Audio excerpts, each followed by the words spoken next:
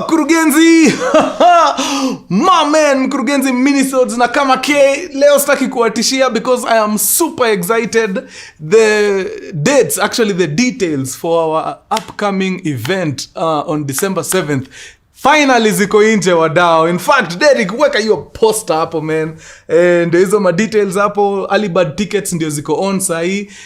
Mnakumbuka vile ili happen click bang. Tuliwekelea tu poster hivi early birds wase wakajaza nayo show.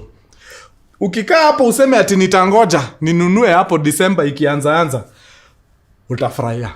So if I were you, I take advantage of these early bird tickets now because hii phase ya early bird ikishatoka hivi bei inapanda. So chukua nini yako saa hii mapema secure your ticket because the event is going to be A1 hatari. Umeona vile tumeita the Trinity. It is a collaboration of three things. It is a fusion of three things. Kutakuwa na Mkuru pale na juice party yake, kutakuwa na movie premiere yetu hatari sana, alafu kutakuwa na ka concert kadogo hapo ka, just for the vibes man, for the vibes. One of a kind. Also, I am super impressed and looking forward to this gig because for a film premiere, we will be number 1 in Africa. Tukijaza Saritu. Uweka shangwe na vigelegele hapo Derek because this is no mean feat man. This has never been done in the whole continent. At 6,000 people, we will be number 1 in Africa as the biggest film premiere ever. We will be number 3 globally after the Hollywood Bowl. Ambayo ilichukua wase 17,200. I'm talking about wase wamekaa chini wana watch cinema hivi kwa premiere at the same time. See at different cinema halls. One place mumekaa hivi mnaona watu cinema. Hollywood Bowl is number 1 at 17,000 I think 200, followed very closely by not very closely. Followed by some theater in Spain with 9,000 and something. 9,500, yeah? Correct. And I think this is important to note. The reason why Hollywood Bowl iko at 17,200 is because Hollywood Bowl is not interior. It's an outdoor space. So nje, wezi compete na nje. Nje utaweka hata watu 1,100. But proper enclosed spaces, Spain ndio number 1 at 9,500 people. So if we manage to get 6,000 people inside Sarit Center, we will be number 2 globally. Weka hiyo shangwe sababu najua tunapiga hiyo 6,000. Yes. Nyinyi mnajua Mkurugenzi nyinyi ama mnawasikiaga. 6,000 tunajaza. So wadau, mimi nataka hata tusifike huko kwa sijui November. Situjaze hii 6,000 na hii early bird. Hii early bird tuingie tu. Yani tuingie tu. Kama uko na mtu mwenzako unajua anapenda mambo ya Wakurugenzi na mambo ya affiliate, lakini unajuana uwezo, mshikie tikiti. Mshikie, tubebane sisi wote mazee. We must shatter this record bwana. Yani itanibamba sana John nikiona tumeingia hapo katikati, yani as top in Africa, number 3 in the world. Bra. Yeah, you will not hear the end of it, I promise you man. Yeah, you mtapenda. You will love it. In fact hata wacha niingie tu kwa story. Yani nishakuwa excited yani. Na hata sijaanza kushoot. Oh my god. But production inaanza. Hiyo cinema itakuwa moto. If you are a lady, if you are married to a lady, if you were given birth to by a lady, please usikose kukuja hii event.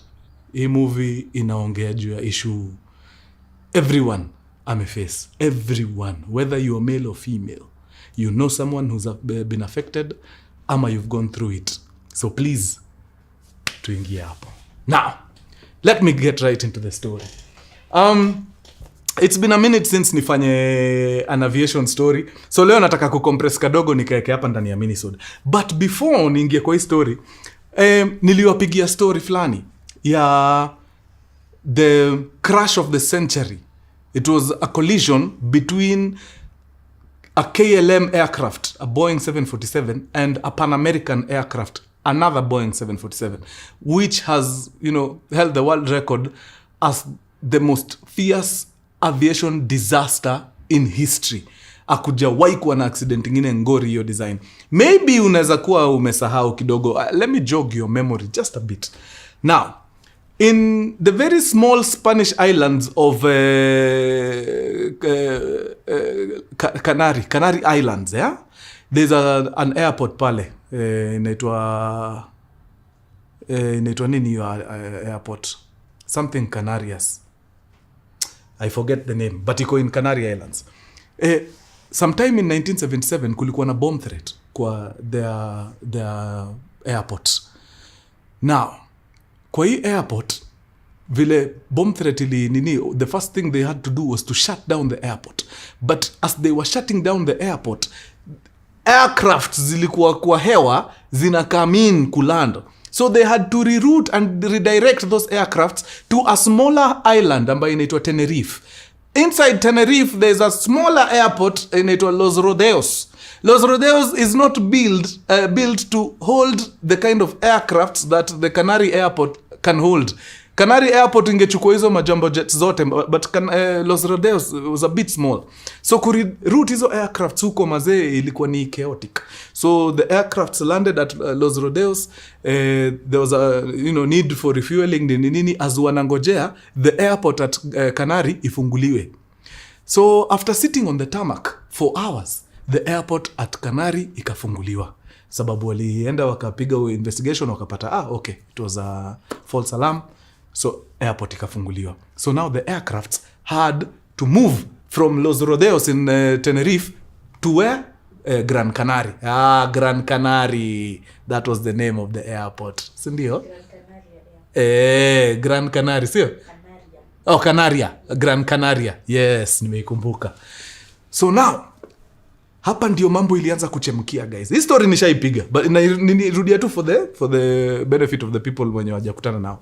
So, different airlines have different policies when it comes to, the whole business of operations. For KLM, which is a giant airline, KLM I think ndio the airline number 001. Hiyo ndio ilikuwa the very first airline kufunguliwa in the world. Walikuwa na policy moja hatari sana. Manze, wewe kama captain, you're in charge of that aircraft. Mukichelewa, mufanye airline ianze kulipia watu mahoteli sababu mulichelewa kufika mahali mlikuwa mnafaa muwapeleke. It is on you. So now that ended up putting a lot of pressure on the KLM pilot, the captain. Alikuwa nasikia nika atachizi maze juu ya hiyo hold up. Now, immediately the airport at Gran Canaria, at the Canary Islands ilifunguliwa, the KLM guy needed to move out as soon as possible. Juu time was not on his side. But hangeweza toka because these other big aircraft, the Pan Am aircraft, which is an American airline, Pan American.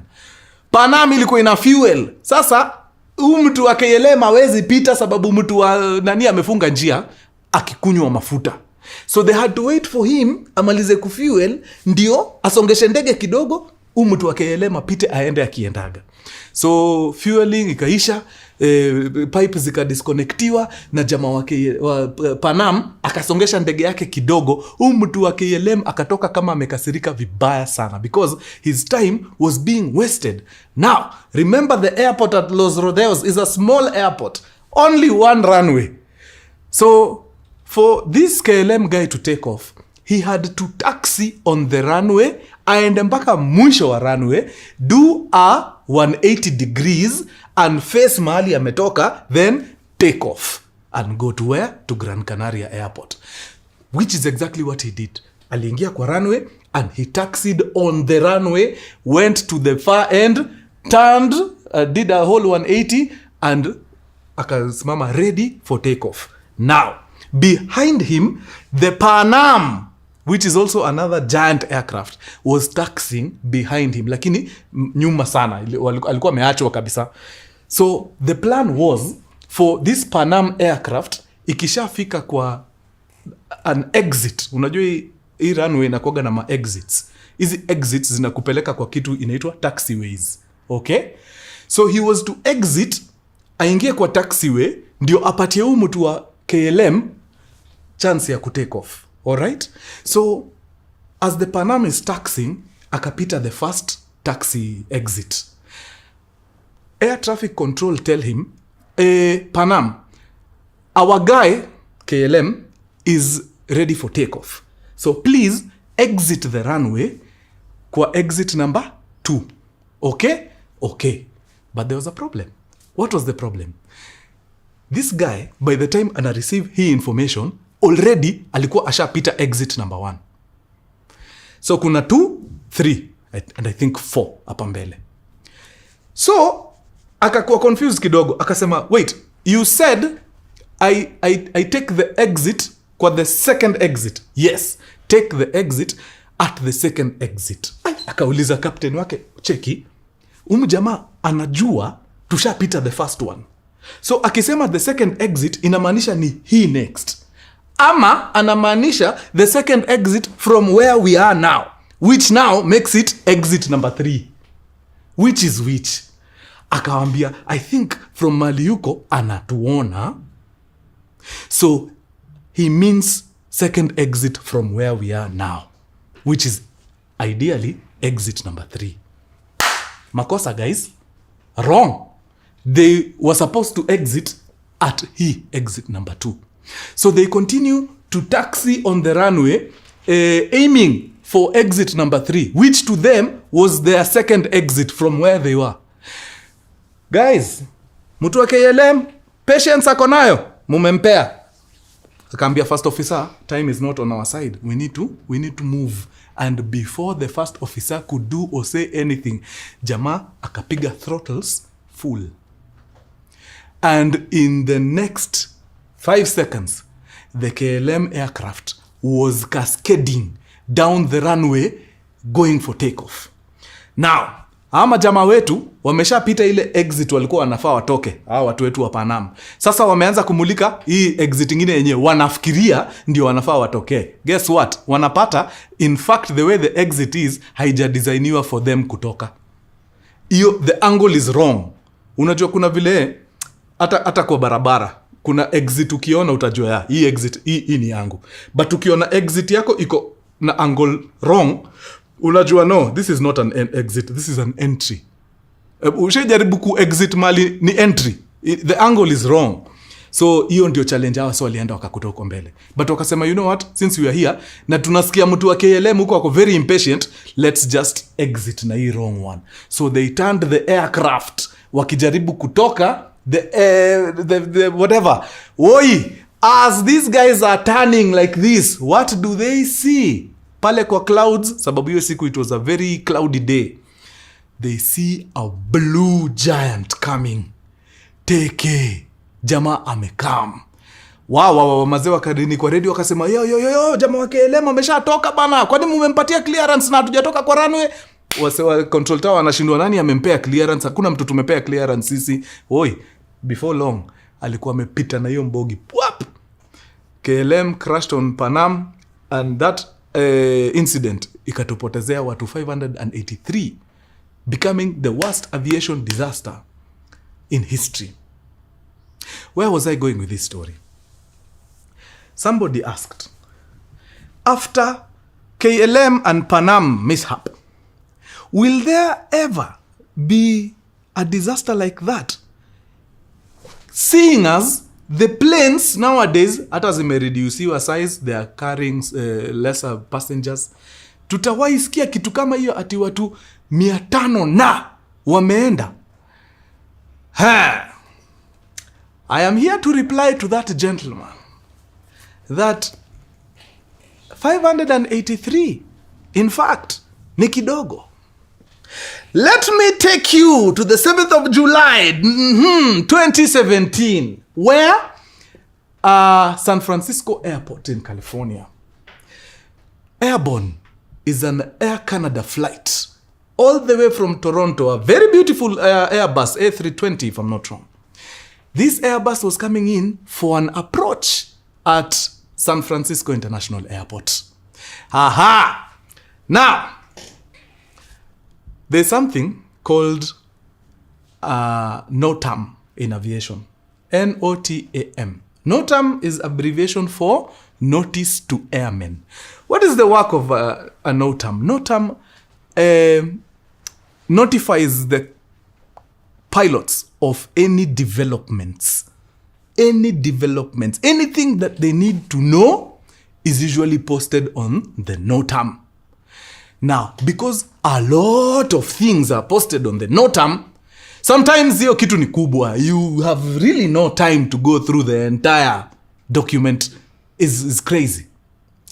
What our pilots failed to realize was that on the NOTAM was information regarding the closure of one of the runways at San Francisco International Airport. San Francisco International Airport has 2 runways, 28 right and 28 left. 28 right ilikuwa imefungwa. Oh, sorry. 28 left and 28 right. Correct. Yeah, siju left ndio hii na right ndio hii. So 28 left ilikuwa imefungwa. And that information was put on the NOTAM. But the pilots did not see it. Hawakuona. NOTAM inasema, mkiingia pale, chezeni na 28 right because 28 left tumefunga. They didn't see it. But that is no cause for alarm. Why, you may ask? Because the visibility was 100. It was okay. Despite the fact that kulikuwa na giza, visibility ilikuwa fiti because you can see the runway vizuri. Na hii runway ambayo haitumiki, stima imezimwa. So kama stima imezimwa, what business do you have landing there seeing clearly hii runway haifanyi kazi? So si utaland kwa hii yenye imewaka. Of course, it's easy peasy. Guys, makosa iliingia pale ambapo hapa kando ya runway number 28 right next, there's something called a taxiway.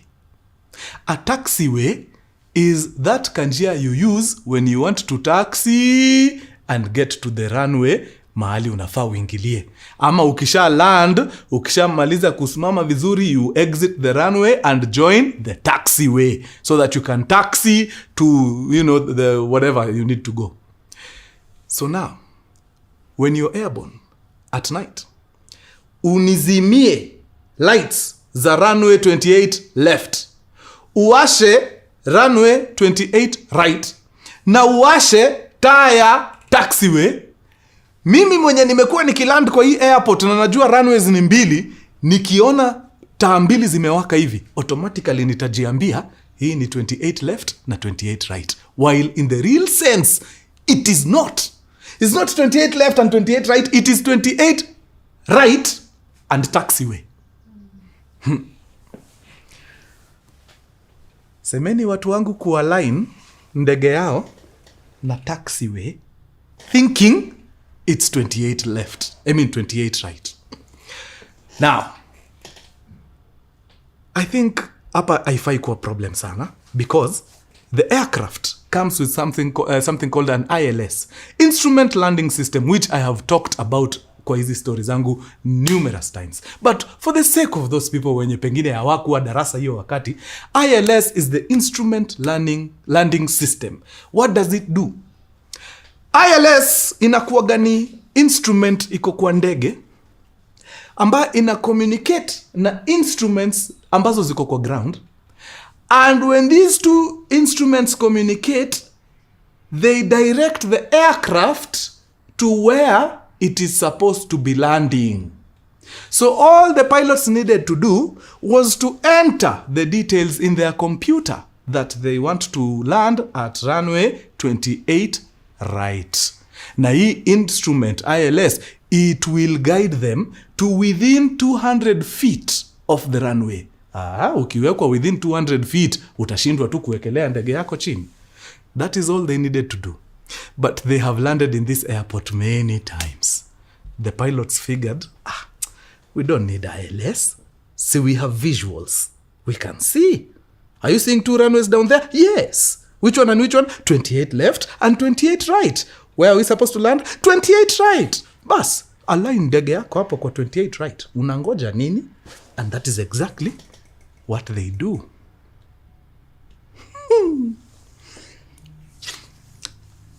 Toeni roho muweke kwa kikombe because things are about to get very thick. Do you know what is on taxiway 20 this taxiway that they think is 28 right? 4 fully loaded aircrafts. Number 1, United Airlines. Number 2, Philippine Airlines.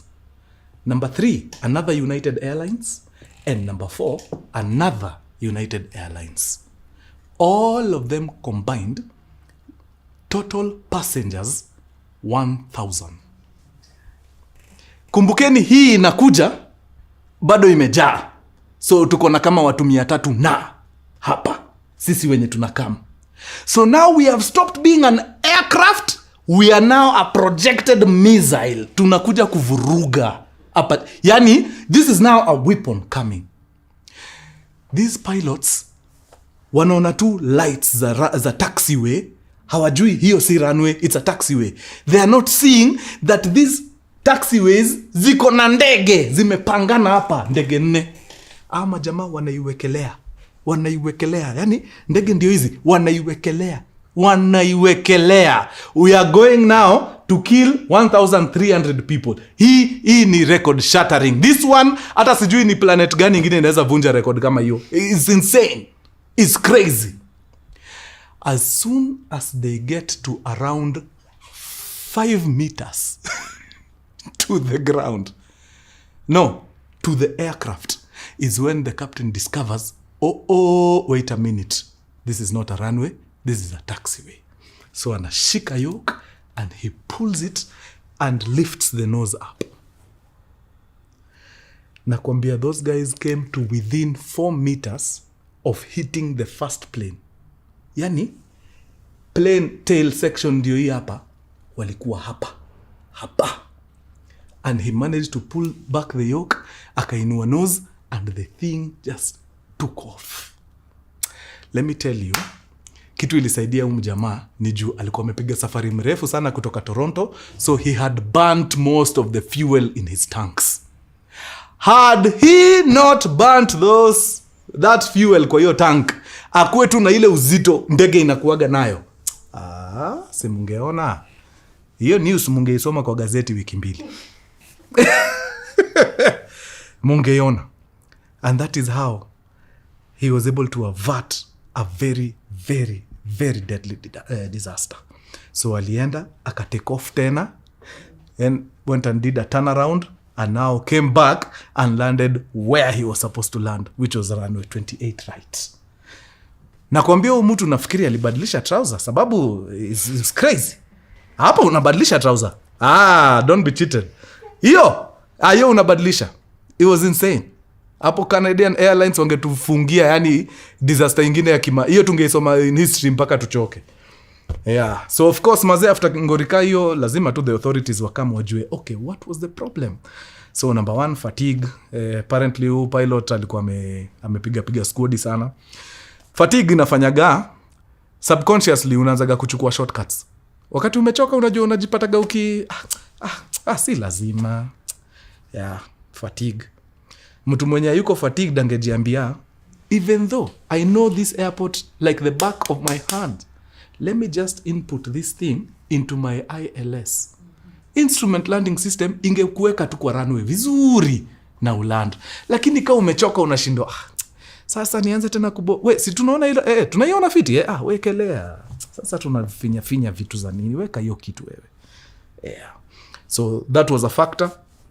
Then number 2, the person manning the control tower at San Francisco airport alikuwa peke yake.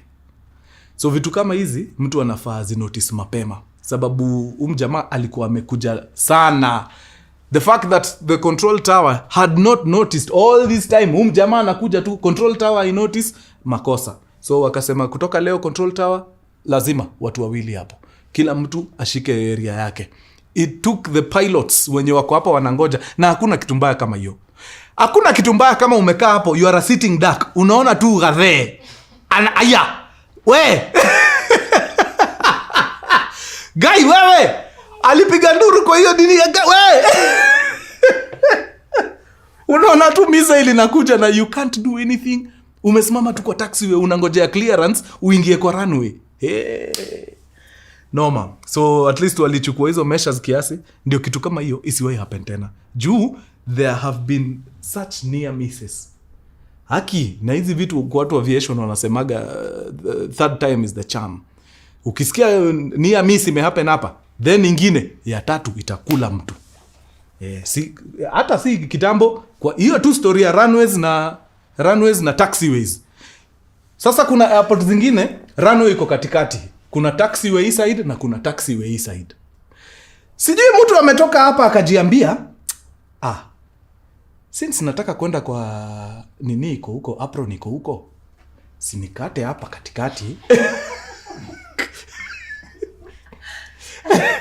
Ni cross hii runway kama mtu anavuka barabara kwa zebra crossing. Niingie hii taxiway iko hii side, niende shughuli zangu. Akina akakata ndege vizuri. Hii gasia ikiwa hapa katikati ya runway, like amefunga runway hivi kabisa. Runway ndio hii, ako spread hivi. Ndio ana discover kuna sijui ni United Airlines ndio hiyo inaanguka. Na unajua hizi vitu zikiland zinakujaga na speed ngori. No, ilikuwa ina take off. Kuna msee alikuwa huko ana take off. Wewe imagine una take off alafu unaona tu kimutu kinaingia na ndege yake kwa wow. Bahati kwa take off kuna koga na different speeds. Hii hata Salimu wanajua, yeye nimeiona ni inaitwa Facebook nini? Status niko kwa. So kuna speed inaitwa V1. V1 is the speed at which you cannot abort takeoff. Ukisha hit V1 itabidi bana maintain. Fly hiyo ndege hata kama ni bomb iko ndani, ipandishe uende ujue vile utailalisha. Luckily this guy mwenye alikuwa na cam hakuwa amefika V1, so akaslam brakes. Na mjamaa akaendelea tu na shughuli zake. Yaani ni kama sika mshaona hiyo video ya mother fulani anakoga kwa highway alafu ana discover exit yake ndio hii, anasimama kwa highway. Kilori kinakam, mshaona hiyo video?